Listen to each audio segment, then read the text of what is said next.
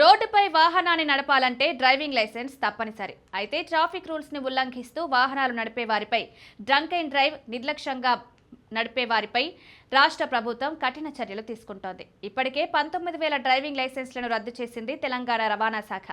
ఈ మేరకు రవాణా శాఖ యాన్యువల్ రిపోర్ట్ విడుదల చేసింది. ప్రస్తుతం ఎక్కడ చూసినా రోడ్డు ప్రమాదాలు అధికమయ్యాయి.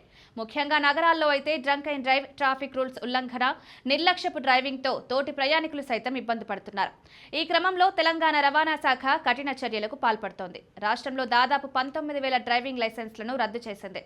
2023 డిసెంబర్ నుంచి 25 జూన్ వరకు తెలంగాణ రాష్ట్ర వ్యాప్తంగా 19,000 మందికి డ్రైవింగ్ లైసెన్స్లను రద్దు చేసి షాక్ ఇచ్చింది.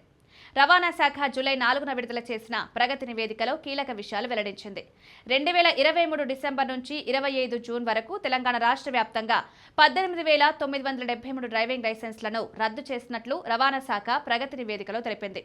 మద్యం తాగి డ్రైవింగ్ చేయడం, అతివేగం, డ్రగ్స్ తీసుకుని వాహనం నడపడం వంటి తీవ్ర ఉల్లంఘనల నేపథ్యంలో ఈ చర్యలు తీసుకున్నట్లు అధికారులు వెల్లడించారు.